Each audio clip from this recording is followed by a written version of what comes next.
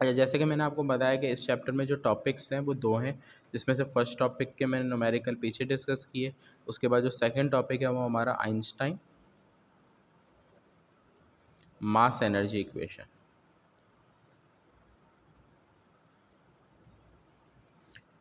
इस टॉपिक के न्यूमेरिकल है वो हमारे पास आइंस्टाइन मास एनर्जी इक्वेशन। बहुत इजी न्यूमेरिकल है। इसके लिए सबसे पहले डेटा समझा देता हूँ। डेटा में जब फॉर्मूला लिखूँगा सॉल्यूशन में तो आपको फॉर्मूला दिमाग में रहेगा। सबसे पहले तो सवाल पढ़ेंगे, क्योंकि अभी एग्जाम में जब क्वेश्चन आता है आपके सामने तो आपको डायरेक्ट तो नहीं लिखा हुआ आता है कि आइंस्टाइन मास एनर्जी इक्वेशन का है या किसका न्यूमेरिकल, आपको पढ़ने के बाद ही समझ आता है। तो आपको वही ट्रिक भी मैं बता देता हूँ कि किस तरह आपको न्यूमेरिकल समझ आएगा पेपर में कि ये कौन से चैप्टर का है, कौन सा मुझे फॉर्मूला लगाना है और कौन सा नहीं। तो सबसे पहले मैं डेटा को सवाल को पढ़ूँ। The mass of Cu copper metal है। Copper nucleus is found to be 0.164 exponent multiply 10 को पढ़ते हैं एक्सपोनेंट 27। तो सबसे पहली चीज़ आपको मास गिवन है, m से रिप्रेजेंट करते हैं 0.164 एक्सपोनेंट -27 kg। किलोग्राम में होना ज़रूरी है फिजिक्स में कोई भी क्वेश्चन में, अगर किलोग्राम नहीं है तो किलोग्राम में कन्वर्ट करते हैं। सही, आगे एक सवाल आएगा उसमें समझाऊंगा। Less than it's constitution, calculate the energy release. सवाल में आपको सिंपल सिर्फ एक मास की वैल्यू दे रहा है और रिक्वायर्ड आपको पूछ रहा है एनर्जी। अब अगर किसी भी सवाल में इस तरह हो कि मास गिवन हो और एनर्जी पूछे, तो आपको पता होना चाहिए कि इस सवाल का जो सॉल्यूशन है वो आइंस्टाइन मास एनर्जी इक्वेशन से होगा। आइंस्टाइन मास एनर्जी इक्वेशन का formula E is equal to M C square, ये आपका फॉर्मूला है। अब अगर इस फॉर्मूले में देखो तो आपको E रिक्वायर्ड दिया सवाल में, आपको m की वैल्यू दी है, बच गई क्या वैल्यू C, जो आपको सवाल में मेंशन नहीं दी हुई। इस वैल्यू के बारे में आपको पता होना चाहिए कि C होती है velocity of light. Velocity of light होती है और वेलोसिटी ऑफ लाइट की वैल्यू क्या है, सेम होती है, कांस्टेंट वैल्यू है। इसकी वैल्यू होती है 3 एक्सपोनेंट 8 मीटर पर सेकेंड। तो ये वैल्यू आपने याद रखनी, क्योंकि एग्जाम में एमसीक्यूज में भी पूछी जाती है ये वैल्यू, और ये वैल्यू एग्जाम में अक्सर और बेशतर सवाल में लिखी हुई नहीं आती। तो आपको पता होगी तो सॉल्व कर सकोगे, वरना आप सवाल में अटक जाओगे। तो सबसे पहले वैल्यूज पुट करना शुरू करता हूँ। ई की वैल्यू मुझे मालूम करनी है, ई की जगह ई पुट कर दिया। एम की वैल्यू दी है 0.164 एक्सपोनेंट 27 माइनस के अंदर। सी की वैल्यू आपको दी है 3 एक्सपोनेंट 8। सी पे स्क्वायर है इसलिए इस पे भी स्क्वायर आ जाएगा। ई इज इक्वल टू, पहले हम 0.164 एक्सपोनेंट -27 एज इट इज़ लिखेंगे, क्योंकि पहले ब्रैकेट सॉल्व होगा।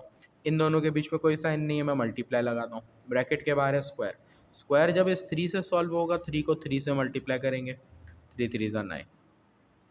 उसके बाद 10 की पावर के लिए जब भी सॉल्व करते हैं, जो भी पावर और पावर दो वैल्यूज़ पावर पे पावर होती है, तो रूल ये है कि पावर को मल्टीप्लाई करेंगे, तो 8 multiply by 2 is equal to, अब आप कैलकुलेटर में मल्टीप्लाई करोगे 0.164 को किससे, 9 से। 0.164 को 9 से जो मल्टीप्लाई करके आंसर आएगा आप वो मेंशन करोगे, आंसर आ रहा है 1.476।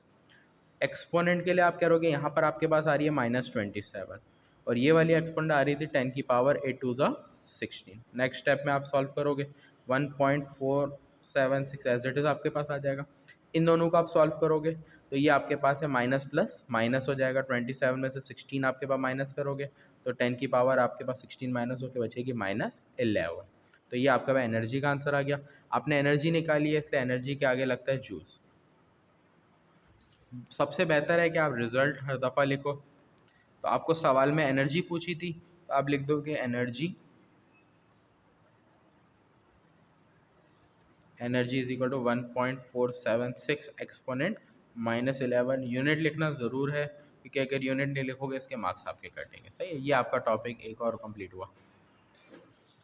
इसी टॉपिक का एक और न्यूमेरिकल है। सही है, इसमें है in a nuclear reaction 9.0 multiply 10 power 10 joules of energy is release due to conversion of mass into energy. How much mass has been converted into energy. तो डेटा पे आ जाता हूँ सवाल के। हमें बताया in a nuclear reaction 9.0 exponent 10 joules. अब मैंने इससे आगे सवाल नहीं पढ़ा, मैं इसी वैल्यू को अगर मैं देखूं तो ये मेरे को दी है 9.0 मल्टीप्लाई बाय 10 पावर 10 जूल्स। याद रखना है आपको, जूल्स में जो वैल्यू होती है वो तो या वर्क डन होगी या एनर्जी होगी। सही है, उसके बाद आप सवाल पढ़ोगे तो आपको खुद भी आसानी से समझ आ रहा होगा कि एनर्जी गिवन है। मेंशन ना हो तो फिर आप यूनिट के ज़रिए पहचानोगे। Is release due to conversion of mass into energy.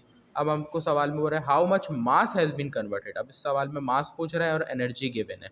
तो आपको मैंने पीछे एक बात बताई इस सवाल में जब एनर्जी और मास दो चीज़ होंगी, फॉर्मूला है E is equal to M C square. E की वैल्यू आपको मेंशन है, एम की वैल्यू आपको मालूम करनी है, सी की वैल्यू होती है 3 मल्टीप्लाई बाय 10⁸ मीटर पर सेकेंड। सॉल्यूशन में आप सॉल्व करोगे, ई की वैल्यू है 9.0, पॉइंट के बाद जीरो लिखा हुआ है, इसको मेंशन करने की ज़रूरत नहीं है, इसलिए 9 एक्सपोनेंट 10 मैं सिर्फ मेंशन करूँगा। एम आपको रिक्वायर्ड है, सी की वैल्यू आपकी है 3 मल्टीप्लाई बाय 10⁸ और इसके ऊपर square. 9 exponent 10 as it is आ जाएगा। पहले हम स्क्वायर सॉल्व करेंगे, स्क्वायर सॉल्व करेंगे तो 3 का स्क्वायर 9 होता है और ये हो जाएगा 8 2 ज़ा 16। मैंने आपको पीछे बताया जब पावर्स होती हैं तो दो आपस में मल्टीप्लाई होती है। आपको रिक्वायर्ड है एम, आप एम यहीं छोड़ दोगे, ये वैल्यू मल्टीप्लाई में दूसरी साइड जाके डिवाइड हो जाएगी, तो 10 एक्सपोनेंट 16। आप कैलकुलेटर में इन दोनों को डिवाइड करोगे, चाहे जो भी नंबर हो आप यहाँ डिवाइड करोगे। 9 से 9 काटता हूँ तो 9 से 9, 9 1 9, 9 1 9। आपके पास यहाँ बच रहा है 1। 10 की पावर ऊपर है 10, नीचे है 10 की पावर 16। नीचे की पावर हमेशा ऊपर ला के सिंप्लीफाइड करेंगे तो 16 है, जब नीचे इसको ऊपर ले आओगे तो 10 की पावर माइनस 16। तो m की वैल्यू आ जाएगी 1 मल्टीप्लाई बाय 10 की पावर माइनस 6। मास का यूनिट होता है kg, इसलिए आपका आंसर आ गया ये। रिजल्ट आप हेडिंग डालोगे, रिजल्ट बनाओगे इसके अंदर। रिजल्ट आपको सवाल में पूछा हुआ था how much mass has been converted, mass पूछ रहा था, तो आप यहाँ मेंशन करोगे कि मास आपको कितना फाइंड हुआ।